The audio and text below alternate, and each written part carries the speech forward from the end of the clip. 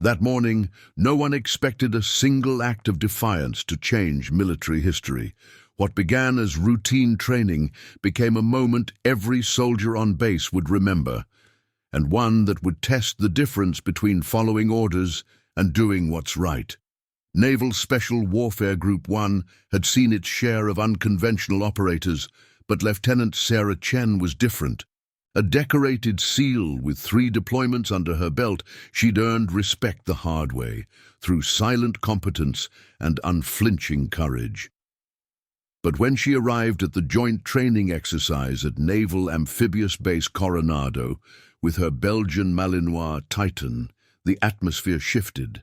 The exercise was designed to test cross-unit coordination between SEALs, Marine Force Recon, and Army Special Forces. Over 200 operators gathered in the pre-dawn darkness, their breath visible in the cool Pacific air. It was meant to be a display of elite unity, a carefully choreographed demonstration of America's most capable warriors working as one machine. But machines don't account for intuition, and they certainly don't account for dogs who can smell what humans miss. Chen had fought for months to integrate Titan into her unit's operations. The K9 wasn't standard SEAL issue. He was a detection specialist she'd worked with during a classified operation in Eastern Europe, where his nose had identified explosives that saved 17 lives. When the mission ended, Chen adopted him through proper channels, convinced that his abilities transcended traditional military working dog protocols. Her command disagreed.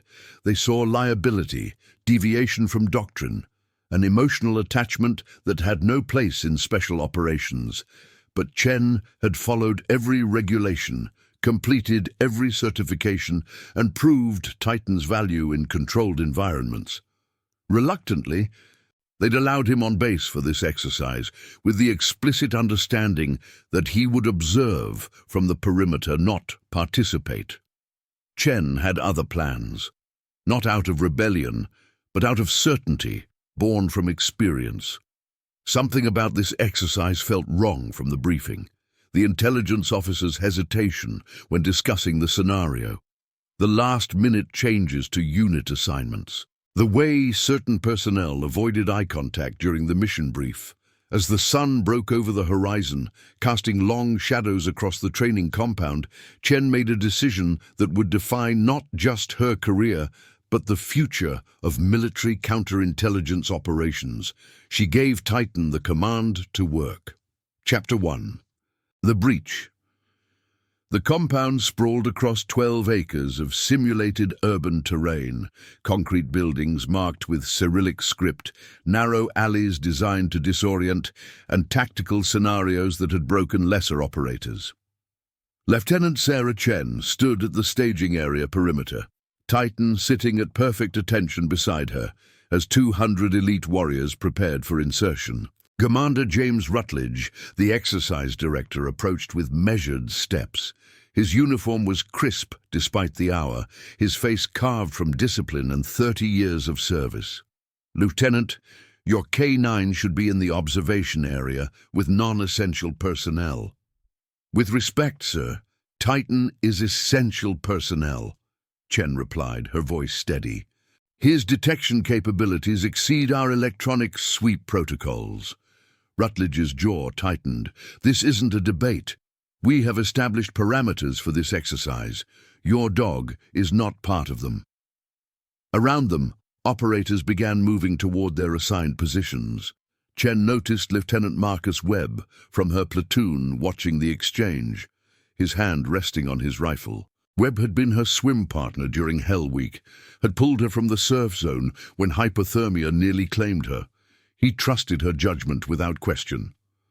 "Sir, I'm requesting permission to conduct a preliminary security sweep with Titan before the exercise begins," Chen said. 15 minutes. If he doesn't indicate anything, I'll move him to observation immediately." Denied. Rutledge turned to leave, then paused. "Lieutenant, I understand you have an attachment to this animal, but sentiment has no place in special operations. Follow your orders." Chen watched him walk away, his boots crushing gravel with each step. Titan remained motionless beside her, but she felt the subtle tension in his shoulders. He'd caught something on the wind, something that made his training override even his legendary discipline. The first teams were entering the compound now, their movements fluid and coordinated. Marines took the northern sector, Army Special Forces the eastern approach, SEALs the waterfront perimeter. Radio chatter filled the air with call signs and position reports. Chen made her decision in the space between heartbeats. She gave Titan the hand signal for active detection, a gesture invisible to anyone not trained in their specific communication protocols. The Malinois rose, his body shifting from parade rest to operational intensity. They moved along the perimeter fence, Chen appearing to simply walk her dog while operators flooded into the compound. Titan's nose worked the air, processing thousands of scent particles per second, his training identifying anomalies invisible to human senses. 50 meters from the command post, Titan froze. His body went rigid, ears forward, tail straight.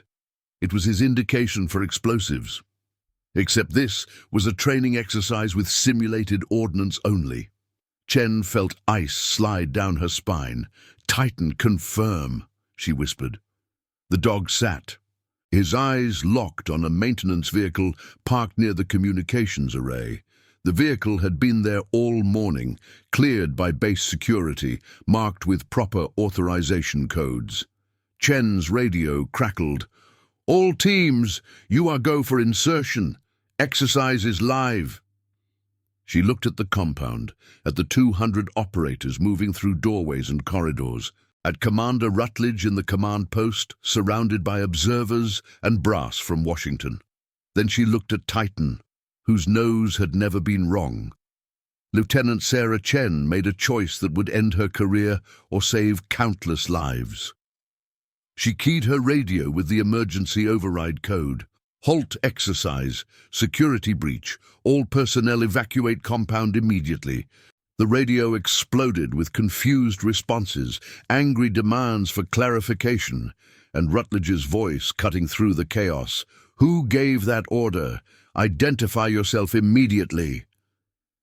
Chen was already moving toward the maintenance vehicle, Titan at her side, as the world she'd built through blood and discipline began to collapse around her. Chapter 2. The Accusation. The compound evacuation took 4 minutes, an eternity when every second might detonate catastrophe, an instant when measured against the chaos Chen had unleashed. 200 operators streamed from the training area in controlled fury, their rehearsed movements now redirected toward an enemy no one could see. Commander Rutledge reached Chen before the last team cleared the perimeter. His face carried the particular rage of a man whose authority had been publicly undermined. Behind him, a dozen senior officers converged like storm fronts, their boots hammering the concrete in synchronized disapproval. "Lieutenant Chen, you will explain yourself, now." Rutledge's voice could have stripped paint.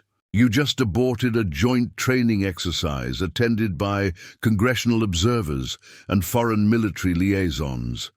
This better be the apocalypse." Chen stood at attention, Titan still focused on the maintenance vehicle 50 meters away. "Sir, my K9 indicated explosives presence in that vehicle. His detection protocols have never produced a false positive. That vehicle was cleared by base security at 0500 hours. Rutledge gestured toward the white truck, marked with Naval Facilities Management insignia. "It's been under observation all morning." "Then someone missed something, Commander." A Marine colonel stepped forward, his chest laden with ribbons that told stories of 3 wars. "Young lady, do you comprehend what you've done? We have representatives from allied nations watching this debacle. The Secretary of Defense was briefed on this exercise personally." "I understand the implications, sir." Chen's voice remained level. "I also understand that Titan's nose can detect explosive compounds at concentrations below mechanical sensor thresholds. If there's even a possibility—" "There's no possibility," Rutledge interrupted. There's a lieutenant who allowed personal attachment to an animal to override military judgment. He turned to a nearby captain. Get EOD down here to clear that vehicle so we can resume this exercise and get this dog off my training ground. The explosive ordnance disposal team arrived within minutes, their approach methodical and deliberate. Chen watched their leader. Chief Warrant Officer Rodriguez, conduct the standard sweep protocol with electronic detectors. The instruments remained silent. No alerts, no readings, nothing. Rodriguez straightened, removing his helmet. Vehicle is clear, Commander. No explosive compounds detected. The silence that followed carried the weight of Chen's career collapsing. She felt eyes on her from every direction. Operators she'd trained with, officers she'd served under, foreign observers who would report this incident to their own military hierarchies. Rutledge's expression shifted from fury to something worse. Disappointment. Lieutenant Chen, you are hereby removed from this exercise and confined to quarters pending formal investigation. Your K-9 will be remanded to base veterinary services. Sir, permission to conduct manual verification, Chen interrupted, knowing she was accelerating her own destruction, but unable to stop. Titan's indication was specific. Electronic sweeps can miss trace compounds if they're properly shielded. Denied, Chief Rodriguez. Escort Lieutenant Chen. Commander. Rodriguez's voice stopped everyone. The EOD specialist was staring at his handheld detector, his expression shifting from confident to confused. I'm picking up something, not from the vehicle itself, but under it. The compound went silent. Rodriguez dropped to one knee, extending his probe beneath the truck's chassis.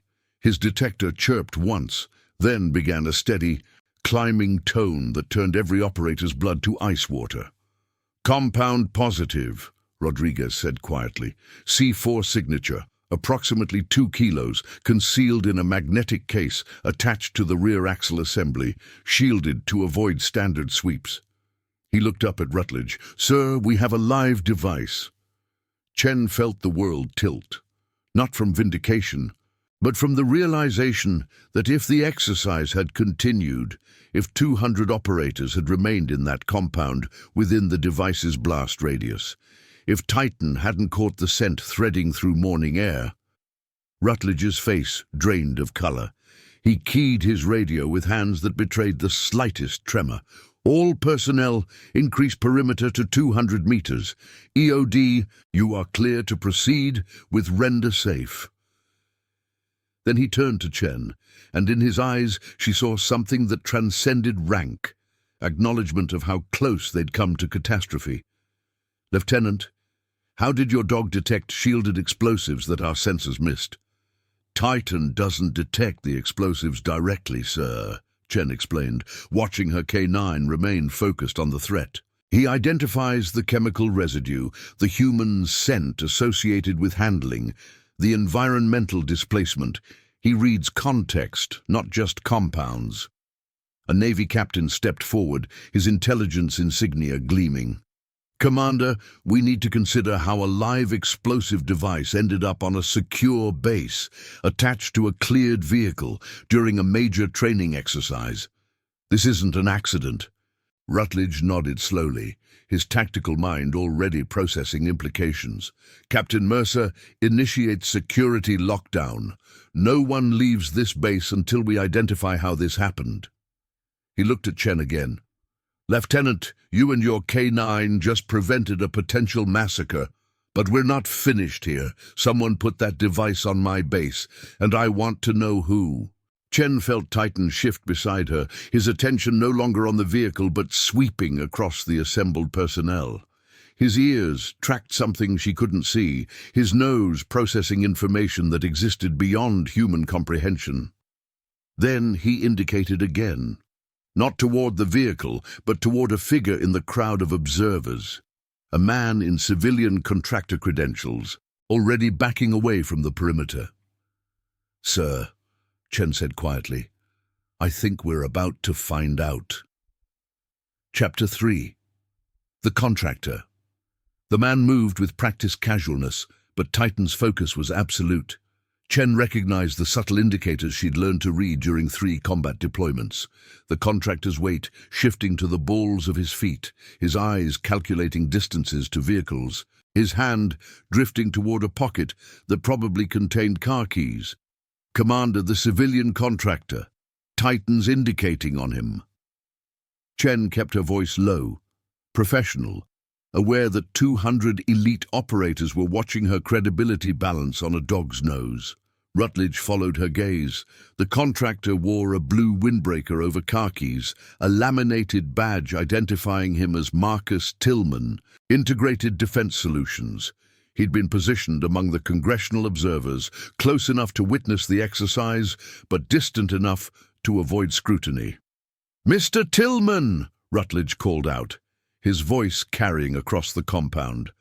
"Please remain in place. We need to verify all observer credentials during this security lockdown." Tillman froze for a heartbeat, then continued his retreat. "I just remembered. Conference call with my office. International clients, you understand. I said remain in place." Rutledge's tone could freeze plasma. "Chief Rodriguez, have base security detain Mr. Tillman for credential verification." 2 master-at-arms began moving toward Tillman, their approach textbook, angled to cut off escape routes, hands near but not on sidearms, expressions neutral but eyes cold. Tillman watched them close the distance, then made his choice. He ran.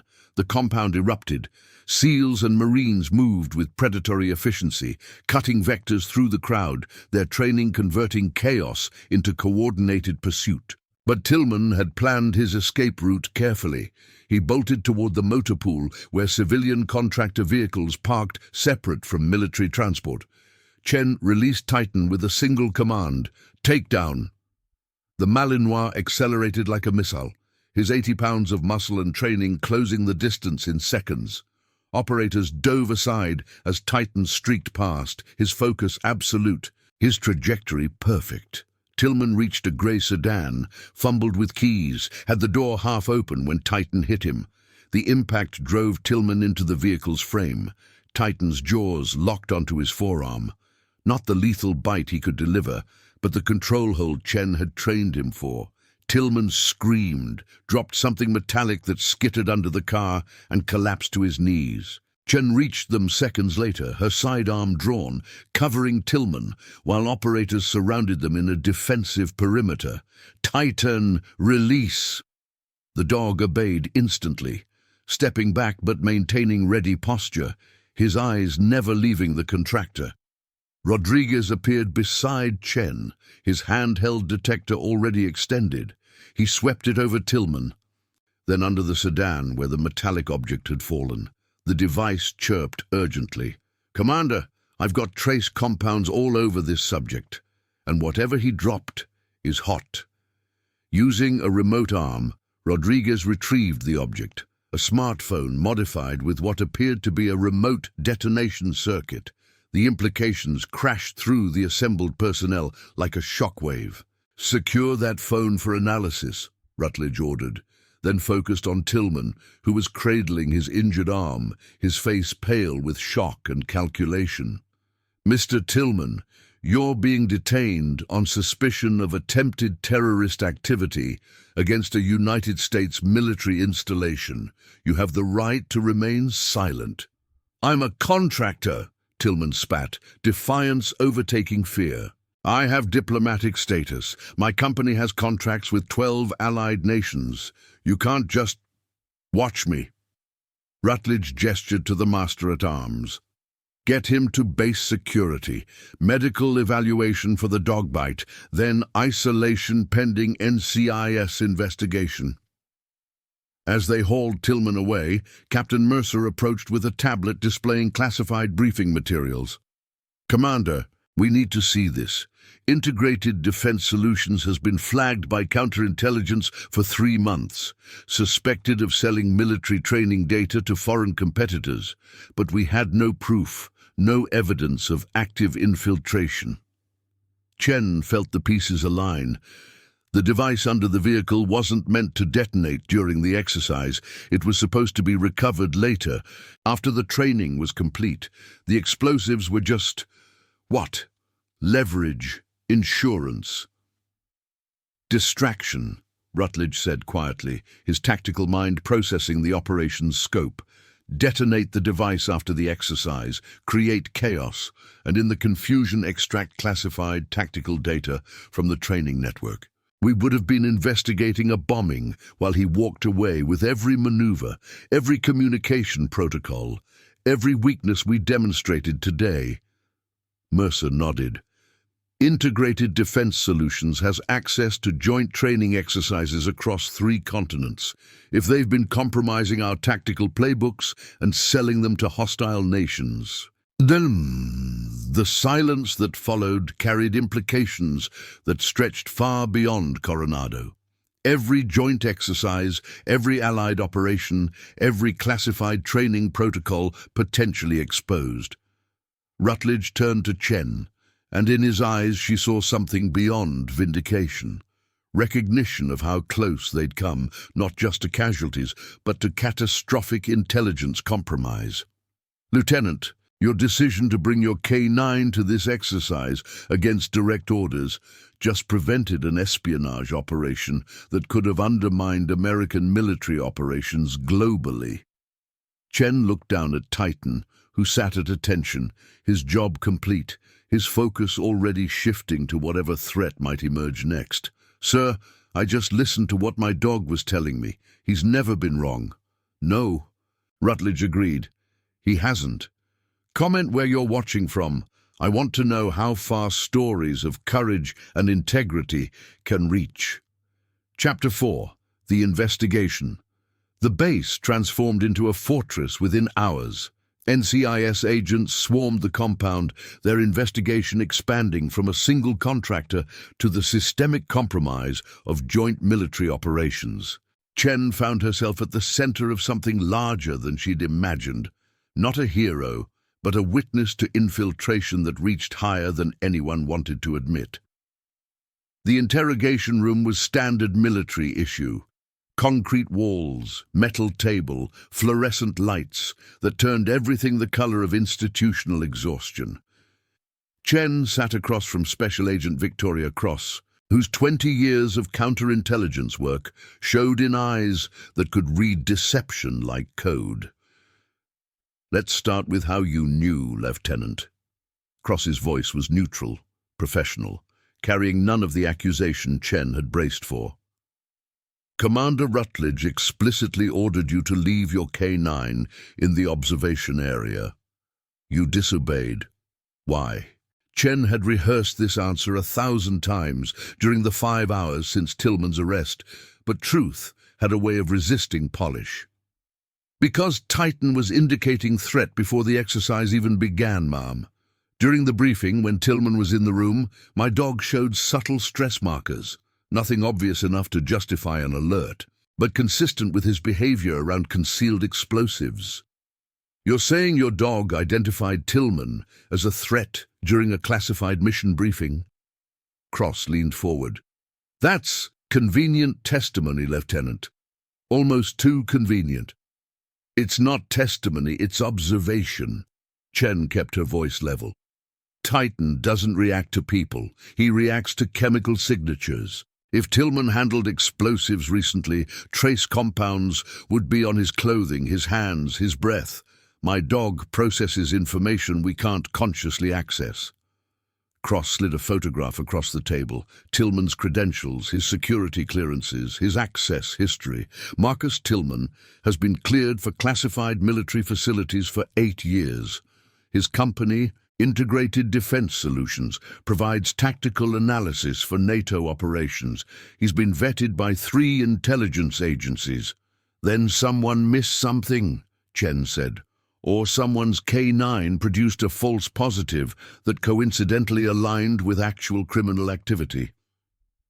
Cross studied Chen with the intensity of someone trained to identify lies.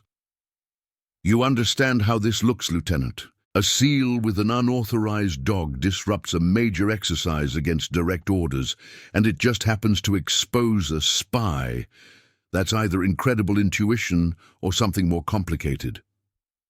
Chen felt the trap tightening. In the world of counterintelligence, coincidence was synonymous with conspiracy. Her disobedience, no matter how justified by results, had violated chain of command. And in the military, intention mattered less than procedure. Agent Cross, are you suggesting I somehow knew Tillman was compromised and used my dog as cover to expose him? Chen's voice carried edge now, the exhaustion of 3 deployments and 5 hours of questioning stripping away diplomatic restraint. Because if I had intelligence about a spy on base, I would have reported it through proper channels, not staged some elaborate performance with 200 witnesses. Would you? Cross asked quietly. Or would you recognize that proper channels move slowly, that bureaucracy protects itself first, and that sometimes the only way to stop a threat is to act first and justify later? The question hung between them like ordnance. Chen realized she was being offered something. Not accusation, but acknowledgement that in the space between regulations and reality, operators made choices that transcended doctrine. Before Chen could respond, the door opened. Commander Rutledge entered, followed by a civilian in an unmarked suit whose presence carried the weight of federal authority that existed above military rank. Agent Cross, we need the room, the civilian said. His voice suggested this wasn't a request. Cross gathered her materials and left without argument. The civilian remained standing, studying Chen with eyes that had probably interrogated hostile foreign agents in rooms far less pleasant than this. Lieutenant Chen, I'm Director Walsh, Defense Intelligence Agency. What I'm about to tell you is classified at the highest level. You will not discuss it with anyone, including your chain of command, without explicit authorization. Understood? Yes, sir. Walsh activated a tablet, displaying surveillance footage Chen recognized as the morning's exercise. Tillman wasn't working alone. Integrated Defense Solutions is a front company established 6 years ago by a joint Chinese-Russian intelligence operation specifically to infiltrate U.S. military training exercises. They've compromised at least 14 joint operations across 4 continents. The implications detonated in Chen's mind. How many casualties? None yet. They're not interested in killing soldiers. They want to understand how we fight, how we train, how we adapt. Every tactical procedure they observe gets analyzed by hostile military strategists who use it to develop countermeasures. Walsh swiped through additional files. The device Tillman placed wasn't just distraction, it was measurement. Measurement of what? Response time, evacuation protocols, command structure under pressure. He was using today's exercise as data collection for hostile nations to study how American special operations react to unexpected threats. Chen felt sick. And if I hadn't stopped the exercise? Then 200 operators would have continued training while being actively surveilled by equipment Tillman had concealed throughout the compound. We found 12 micro-cameras, signal interceptors that would have captured every radio communication and data collectors attached to the tactical network. Walsh closed the tablet.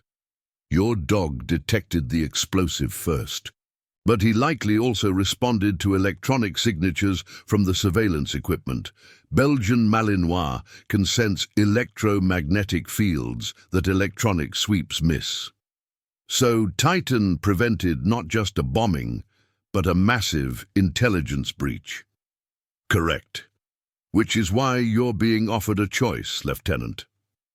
Walsh sat down, his expression shifting from federal authority to something more human. The DIA wants to expand K9 counterintelligence protocols. We're proposing a pilot program using detection dogs specifically trained for espionage identification, not just explosives, but electronic surveillance, chemical signatures associated with foreign intelligence operations, behavioral indicators. Chen felt the weight of what was being offered. You want Titan and me to be part of this program. We want you to lead it. Walsh leaned forward. What happened today proved that sometimes the best technology is 4 legs and a nose that evolution spent millions of years perfecting. You'll have full operational authority, resources to train additional Handler K9 teams, and direct reporting to DIA counterintelligence. And my SEAL career. You'll maintain your commission and rank, but your focus shifts from direct action to detecting threats before they become operational. Walsh's expression turned grave. Lieutenant, hostile intelligence services have spent decades infiltrating our military institutions. They're patient, sophisticated, and deeply embedded. We need operators who can think beyond conventional security protocols. Chen looked at her hands, scarred from training, calloused from combat, steady despite exhaustion. She thought about Titan, waiting in the kennels, probably confused about why their day had transformed from routine exercise to base-wide lockdown. I'll need full access to historical intelligence on foreign infiltration operations, Chen said. Training materials from CIA, FBI, and allied intelligence services, and operational authority to conduct investigations without having to justify every decision to commanders who don't understand K9 capabilities. Walsh smiled slightly. Already arranged. Welcome to the program, Lieutenant. You just changed the future of military counterintelligence. Chapter 5. The Network. 3 days after the Coronado incident, Chen discovered that Marcus Tillman was merely one node in a network that stretched across military installations like cancer through bone. The briefing room at DIA headquarters in Washington felt sterile compared to tactical operations centers she'd known. No sand maps, no ammunition crates repurposed as furniture, just glass walls and classified terminals displaying digital evidence of systemic compromise. Director Walsh stood before a projection showing Integrated Defense Solutions' organizational structure. Red lines connected names, locations, and military facilities in patterns that revealed deliberate patient infiltration. We've identified 37 contractors placed at joint training exercises over the past 6 years. Each one has access to classified tactical data, communication protocols, and operational procedures. Chen studied the network with the analytical focus she'd learned tracking insurgent cells in Syria. They're not just stealing information. They're mapping our entire special operations capability, everything from insertion techniques to equipment specifications. Correct. Walsh highlighted specific nodes. Chinese Ministry of State Security and Russian GRU established Integrated Defense Solutions as a legitimate defense contractor, building credibility through actual consulting work. They hired former military personnel, produced genuine tactical analysis, even helped improve allied training protocols, all while systematically documenting our classified procedures. Captain Emma Reyes from Marine Intelligence joined the briefing, her expression carrying the particular frustration of someone who'd missed threats hiding in plain sight. We vetted these contractors thoroughly. Background checks, security clearances, psychological evaluations. How did they pass every screening? Because they were clean, Walsh explained. IDS recruited personnel without hostile intelligence connections, then gradually compromised them through financial pressure, blackmail, or ideological conversion. By the time they became operational assets, they'd already been cleared by our security systems. Chen felt the tactical problem crystallize. Traditional counterintelligence focuses on external threats, foreign agents trying to infiltrate. But IDS created internal threats by corrupting people we'd already trusted. Our security protocols were designed for the wrong enemy, which is why we need your approach, Lieutenant. Walsh gestured to a separate screen showing Titan's detection history. Your K9 identified Tillman not through background investigation, but through chemical and behavioral indicators. He detected the signature of someone handling explosives and surveillance equipment, regardless of their credentials or security clearance. Reyes looked skeptical. Director, with respect, we're talking about expanding a pilot program based on one successful incident. Dogs have limitations. They can't distinguish between authorized and unauthorized explosive compounds. They can't read intentions or verify identities. True, Chen acknowledged, but they can identify anomalies that electronic systems miss. Titan detected explosives where sensors showed nothing because he reads context. Trace compounds, environmental displacement, behavioral stress. He processes information across multiple spectrums simultaneously. Walsh pulled up additional files. Since the Coronado incident, we've analyzed historical data from military installations where IDS contractors operated. In 14 cases, K9 units showed unusual behavior around those contractors: restlessness, focused attention, subtle stress indicators. But handlers dismissed it as random distraction because the contractors had proper credentials. The dogs knew, Chen said quietly. They just weren't trained to communicate what they were sensing, and handlers weren't trained to recognize espionage indicators. Exactly. Which is why the program you're designing needs to solve 3 problems. Walsh counted on his fingers. First, train K9 units to identify signatures associated with electronic surveillance, data theft, and hostile intelligence operations. Second, teach handlers to recognize and interpret behavioral cues specific to espionage detection. Third, integrate K9 counterintelligence into existing security protocols without creating friction with traditional screening methods. Chen pulled up a blank tactical planning document on her tablet. We'll need operational authority to test K9 teams against controlled scenarios. Handlers who understand both military operations and counterintelligence. And most critically, we need command structure buy-in from officers who currently see dogs as support assets, not primary detection capabilities. Commander Rutledge has agreed to serve as military liaison, Walsh said.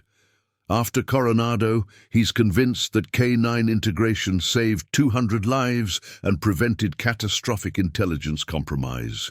He'll help navigate resistance from conventional security personnel. Reyes studied the network diagram again, her tactical mind processing implications. If we expand this program, we're not just training dogs to detect explosives, we're creating counterintelligence operators who can identify threats that slip past human analysis. That's going to make a lot of people uncomfortable. Good, Walsh said bluntly.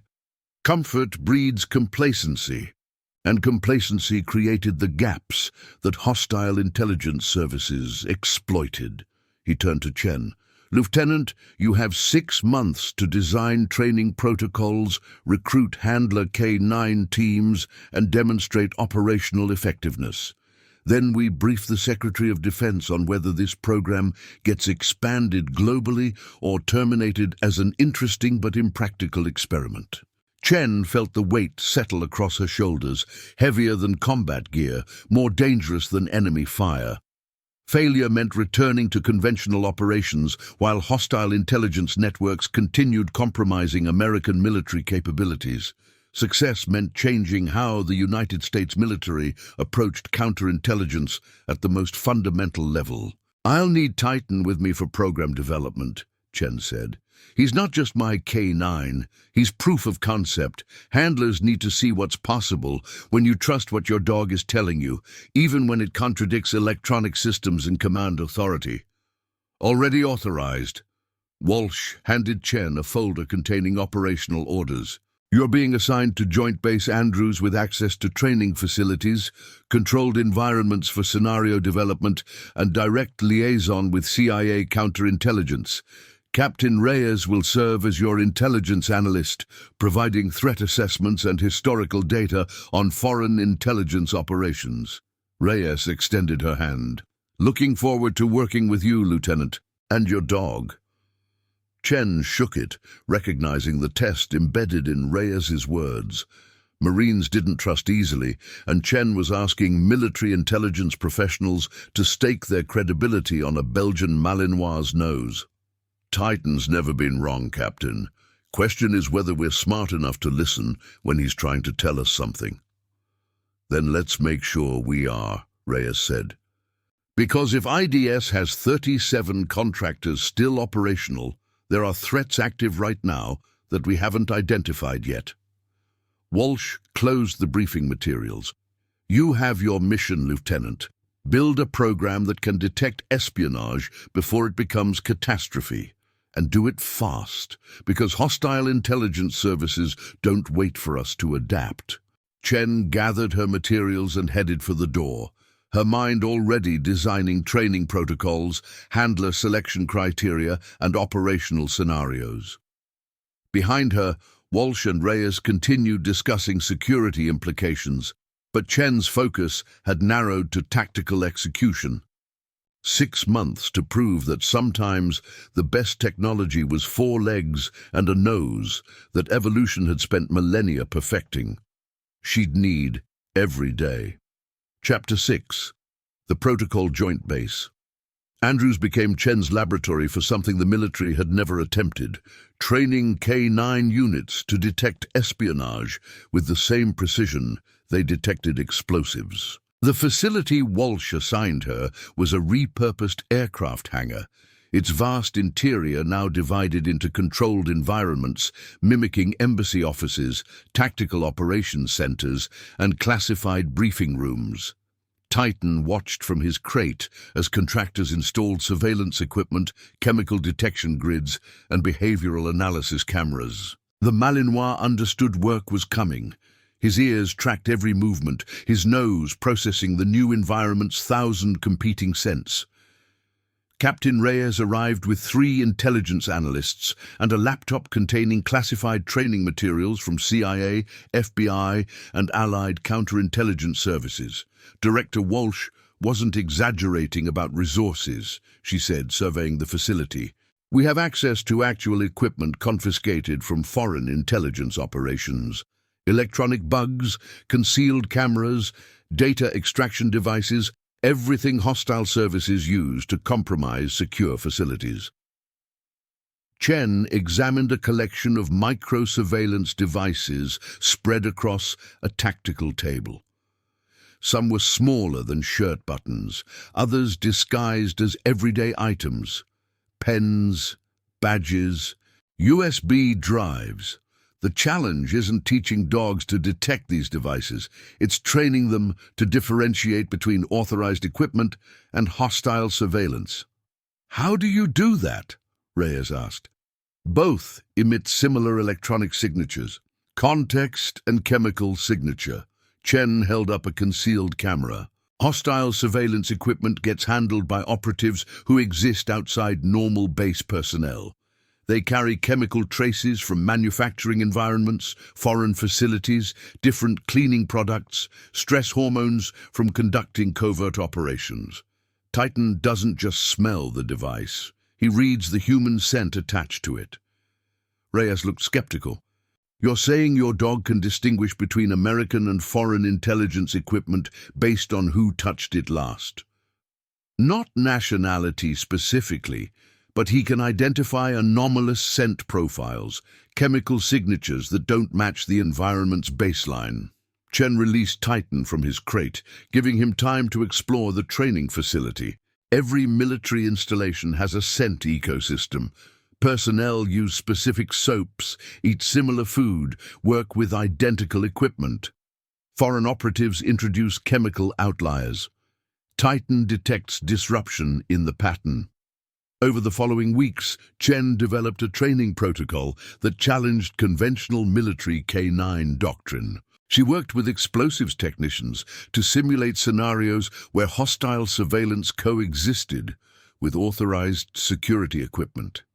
She collaborated with behavioral psychologists to identify stress markers in dogs that indicated espionage rather than explosives.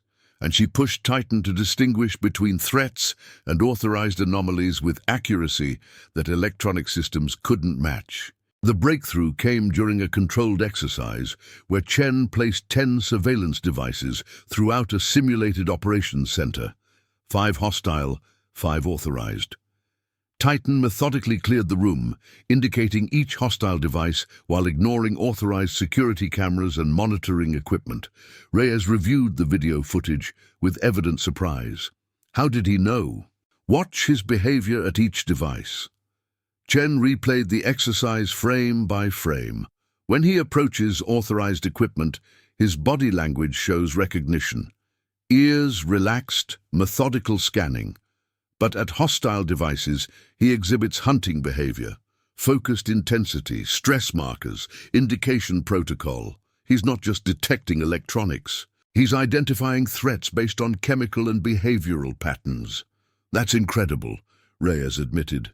But it's one dog in a controlled environment. The program needs multiple handler K9 teams, demonstrating consistent results across varied scenarios. Chen had anticipated this. I've identified 6 handlers from Special Operations Units, SEALs, Rangers, and Marine Force Recon personnel with combat experience and existing K9 handling credentials. Each has worked with military working dogs in hostile environments where threat detection meant survival, not just security theater. When do they arrive? Tomorrow. Chen watched Titan work through another exercise, his focus absolute despite fatigue. We have 4 months to train handler K9 teams that can operate globally. That means accelerated protocols, high-stress scenarios, and failure rates that would terrify conventional training programs. The handlers who reported to Joint Base Andrews the next morning carried themselves with the particular confidence of operators who'd trusted their lives to dogs in combat. Staff Sergeant Marcus Webb from Chen's SEAL platoon led the group, his German Shepherd Odin already scanning the facility with professional intensity. "Lieutenant," Webb said, his informal tone acknowledging years of mutual trust. "When you sent that recruitment message, I thought it was classified humor. K9 counterintelligence sounds like something from a spy thriller." "It did to me too," Chen admitted, "until Titan detected a spy that electronic systems missed." She gestured toward the training facility. "What we're building here will either revolutionize military counterintelligence or prove that one successful incident doesn't establish operational doctrine. Either way, we find out together." Over the next 3 months, Chen drove her handlers harder than any instructor had driven her during Bud S. The scenarios escalated from simple detection exercises to complex operations where hostile surveillance hid among authorized equipment, where friendly personnel exhibited stress behaviors identical to foreign operatives, where electronic countermeasures attempted to mask threats. Handler K9 teams failed repeatedly. Dogs indicated false positives, missed concealed devices, showed confusion when multiple overlapping scents complicated detection. But Chen didn't ease standards. She intensified them, convinced that espionage detection required capabilities beyond conventional K9 training. "You're pushing too hard," Reyes warned after a particularly brutal week where every team except Chen and Titan had failed certification exercises. "These handlers are elite operators, but you're asking them to master skills that took you years to develop with Titan."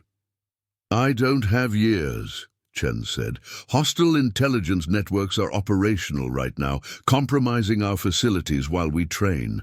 Every week we delay is another week. They document our procedures and sell them to adversaries. And if you burn out these handlers before they're ready, you prove that your approach isn't scalable beyond one exceptional dog." Chen knew Reyes was right. She modified protocols, extending training timelines and incorporating feedback from handlers who understood combat reality better than any textbook. Gradually, the teams improved. Webb and Odin demonstrated consistent accuracy in surveillance detection. A marine handler named Corporal Sarah Kim and her Malinois Ghost showed exceptional capability in identifying electronic countermeasures. 6 weeks before their certification deadline, Director Walsh arrived for operational assessment. He brought observers from CIA, FBI, and allied intelligence services, professionals whose skepticism was palpable. Lieutenant Chen, we've received reports that your training program maintains failure rates exceeding 60%, Walsh said without preamble. That's unsustainable for program expansion. Convince me this approach works beyond Titan's individual capabilities. Chen had prepared for this moment. Sir, I've designed a field exercise that simulates active espionage at a classified military installation. 5 hostile surveillance devices placed by an actual intelligence operative. 3 handler K9 teams working independently. No prior knowledge of device locations or operative identity. And if your teams fail, then the program gets terminated and we return to conventional counterintelligence that's already been compromised by hostile networks for 6 years. Chen met his gaze. But they won't fail, sir, because these handlers have learned what I learned at Coronado. Trust what your dog is telling you, even when it contradicts every other indicator. If this story already has your respect, hit the like button. It helps the story of Lieutenant Sarah Chen reach those who still believe in honor. The exercise began at dawn. Chapter 7. The Demonstration. The mock facility Walsh's team constructed occupied 2 acres of Joint Base Andrews, a perfect replica of a classified intelligence operations center, complete with secure communications, tactical planning areas, and observation positions for the assembled evaluators. Chen watched from the control room as handlers prepared their K9 partners, each team unaware of the other's assigned search patterns.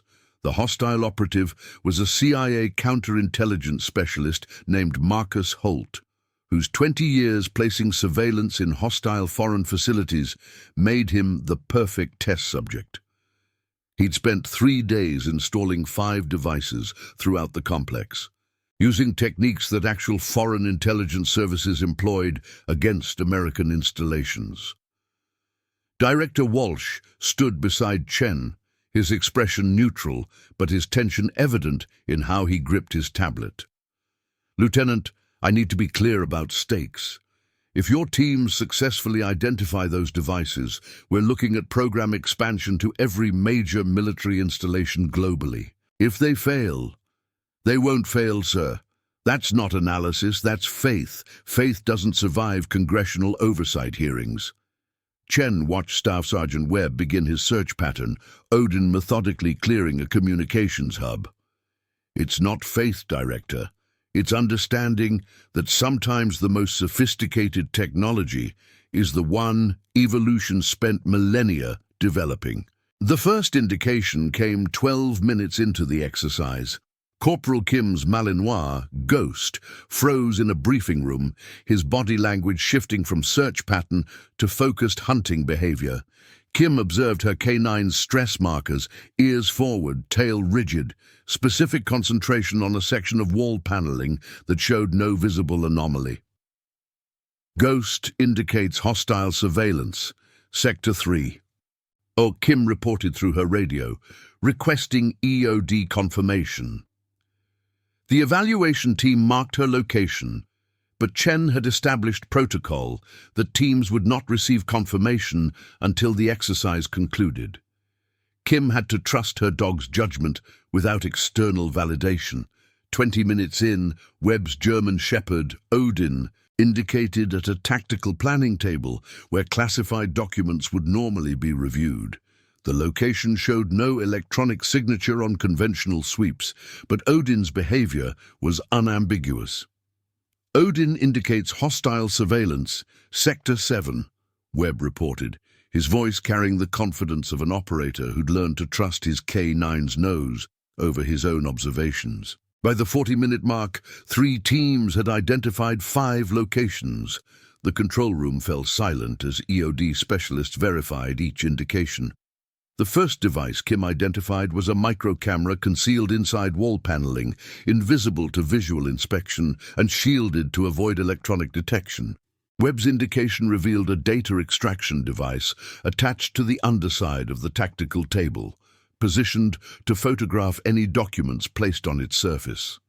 The third team, led by a ranger named Sergeant First Class David Chen, no relation, found a signal interceptor inside an air vent that would have captured radio communications across the entire facility. Walsh watched the confirmations appear on his tablet, his expression shifting from skepticism to something approaching awe. Their finding devices are electronic sweeps missed. Because they're not just detecting electronics, sir. They're reading chemical signatures, behavioral patterns, environmental disruption. Chen pulled up Titan's performance metrics. My dog identified all 5 devices in 32 minutes. These teams needed 48 minutes, but they're still in training. Give them operational experience, and their accuracy will match Titan's. The 4th device emerged from Corporal Kim's second sweep, a concealed recording system inside a secure communications terminal, positioned where it would capture every classified transmission. The 5th came from a combined search, when Webb and Sergeant Chen pooled resources, their K9s working together to identify a sophisticated electronic bug that masked its signature by mimicking authorized security equipment. When the exercise concluded, Marcus Holt emerged from observation to debrief the handlers. His expression carried professional respect that transcended interagency rivalry. In 20 years, placing surveillance in hostile territories, I've never been compromised this completely. These K9 teams detected devices that took me 3 days to install, and they did it in less than an hour. Walsh addressed the assembled evaluators, his voice carrying implications that stretched far beyond this facility. What we witnessed today represents a fundamental shift in counterintelligence doctrine. These handler K9 teams identified sophisticated surveillance that electronic systems missed, that visual inspection couldn't detect, that conventional security protocols never discovered. A CIA observer stepped forward, her skepticism evident. Director Walsh, we're looking at 3 successful cases using 5 planted devices. That's promising, but hardly conclusive for global program expansion. What happens when hostile operatives adapt their techniques to avoid K9 detection? Chen had anticipated this objection. Ma'am, hostile intelligence services can shield electronics, mask signatures, employ countermeasures against conventional detection, but they can't eliminate the human element. Every surveillance device gets handled by operatives who exist outside our facility's normal scent ecosystem. Every installation requires physical presence that introduces chemical anomalies, and every covert operation produces stress markers in handlers that K9s read instinctively. You're suggesting dogs can detect human intentions? No, ma'am. I'm suggesting dogs can detect the chemical and behavioral signatures that accompany hostile intent. Stress hormones, adrenaline responses, environmental disruption patterns. They process information across spectrums we can't consciously access. The CIA observer studied the exercise data, her analytical mind processing implications. If this program expands globally, we're not just adding K9 units to security details. We're creating counterintelligence operators who exist outside traditional command structures, who make threat assessments based on animal behavior rather than procedural analysis. That's going to create institutional friction. Good, Walsh said bluntly. Institutional comfort created gaps that hostile intelligence services have exploited for decades. What Lieutenant Chen developed isn't just training protocol, it's acknowledgement that sometimes the best defense against sophisticated threats is instinct refined through millions of years of evolution. Over the following week, evaluations continued. Handler K9 teams demonstrated capabilities across varied scenarios, identifying surveillance in embassy environments, detecting data theft operations in tactical facilities, even distinguishing between authorized intelligence gathering and hostile espionage in complex overlapping operations.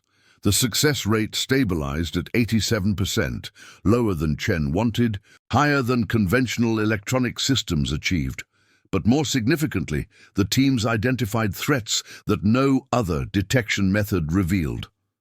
On the final day of evaluation, Director Walsh assembled the program participants in the briefing room where this had all begun. "I've received authorization from the Secretary of Defense to expand K9 counterintelligence globally.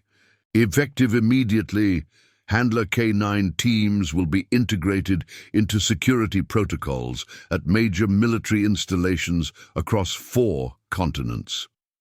Webb caught Chen's eye, his expression carrying the particular satisfaction of operators who'd accomplished something previously considered impossible.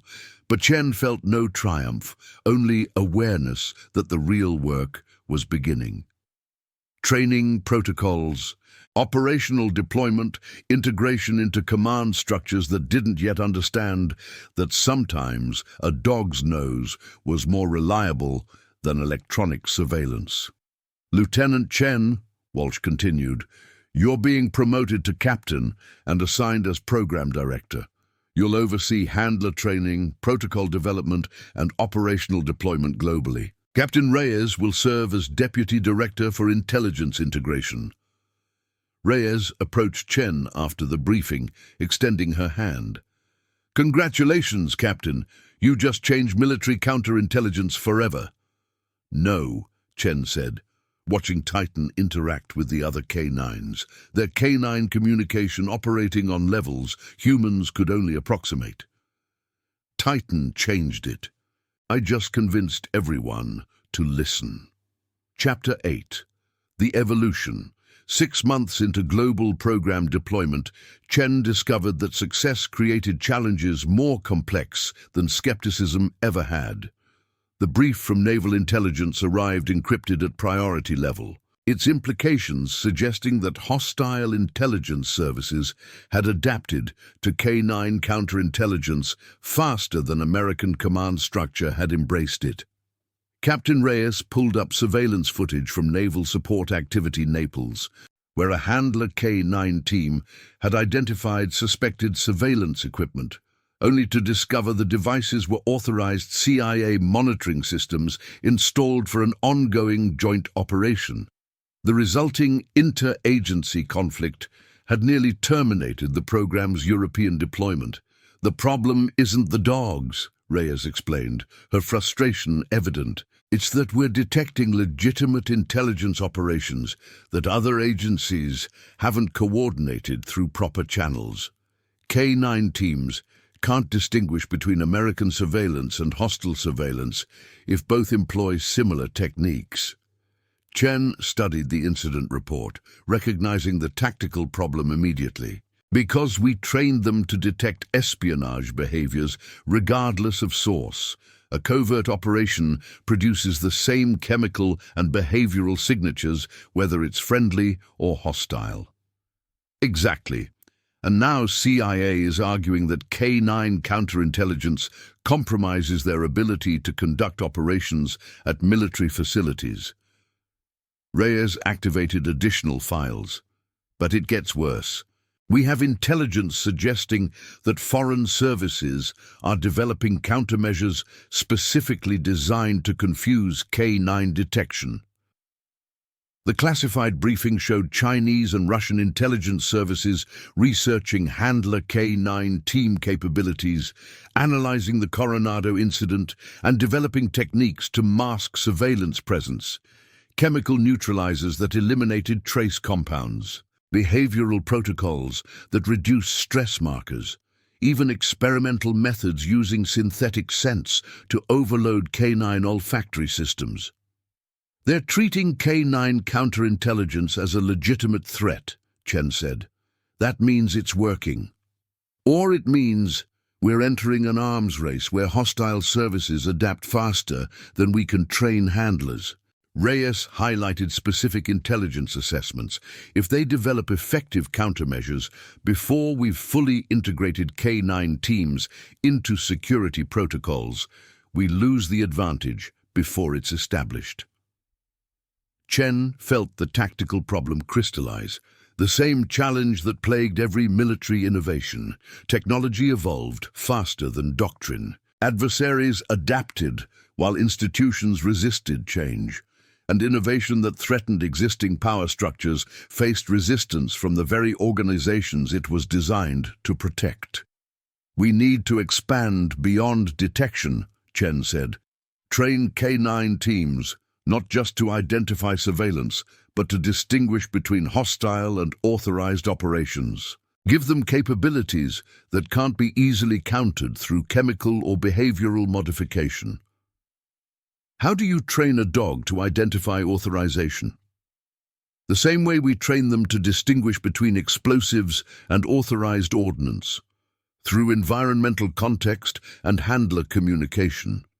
Chen pulled up training protocols she'd been developing.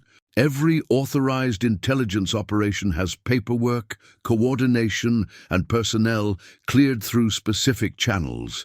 If we integrate K9 teams into operational planning, they learn to recognize friendly surveillance as part of the baseline environment. Reyes studied the proposal skeptically. You're suggesting we brief dogs on classified operations. I'm suggesting we include them in security planning so handlers understand what authorized activity looks like. Then K9s distinguish between expected anomalies and hostile threats. Chen accessed video from the Naples incident. The dog in this case detected surveillance equipment that matched hostile patterns. He wasn't wrong. He was incompletely informed. That's a training issue, not a capability limitation. Over the following months, Chen revised protocols to address interagency friction.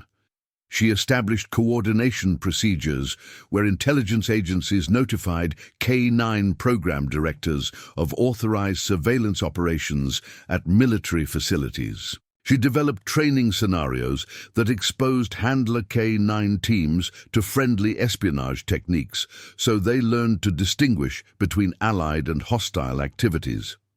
But the most significant evolution came from an unexpected source. During a routine exercise at Ramstein Air Base, Staff Sergeant Webb's German Shepherd Odin began exhibiting unusual behavior around a cleared maintenance worker, not the focused indication of detected surveillance, but persistent low-level stress that suggested something beyond conventional threat assessment. Webb reported the behavior through proper channels. Background investigation revealed the maintenance worker had recently experienced severe financial stress and had been contacted by individuals later identified as foreign intelligence recruiters. He hadn't yet been compromised, but the recruitment attempt was active. Odin detected the beginning of an espionage operation, Chen explained during the after-action review. Not surveillance equipment, not covert activity, but the psychological and behavioral precursors to recruitment. The worker's stress about being contacted, his uncertainty about how to respond, the chemical markers of someone facing moral compromise. Director Walsh studied the case file with evident concern. If K9 teams can identify recruitment targets before they're fully compromised, we're not just detecting espionage, we're preventing it. That's exponentially more valuable than finding surveillance after it's been placed. It also raises ethical implications, Reyes noted. We're identifying personnel vulnerability based on stress behaviors and chemical signatures. That's remarkably close to profiling based on physiological response rather than evidence of actual wrongdoing. Chen recognized the problem immediately. Military working dogs operated within strict protocols that balanced capability with civil liberties. Expanding K9 detection to identify recruitment vulnerability risked creating surveillance systems that monitored American personnel rather than protecting them. "We need policy guidance," Chen said. "Clear parameters about when K9 behavioral indicators justify further investigation versus when they represent normal stress that shouldn't trigger counterintelligence scrutiny."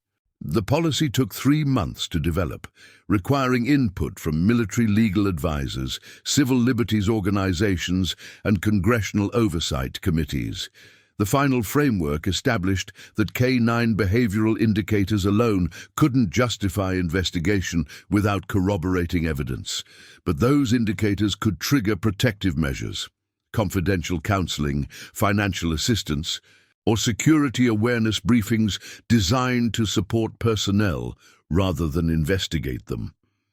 The approach transformed how American military institutions addressed espionage vulnerability. Instead of waiting for hostile recruitment to succeed, K9 teams identified personnel at risk and connected them with resources to resist compromise. The number of successful foreign intelligence recruitments at facilities with integrated K9 counterintelligence teams dropped by 63% within the first year. But Chen knew that metrics measured past success, not future challenges. Hostile intelligence services continued adapting, developing new techniques to evade K9 detection or exploit program limitations. And within American military institutions, resistance remained from commanders who saw K9 counterintelligence as threat to traditional security hierarchies rather than enhancement of defensive capabilities.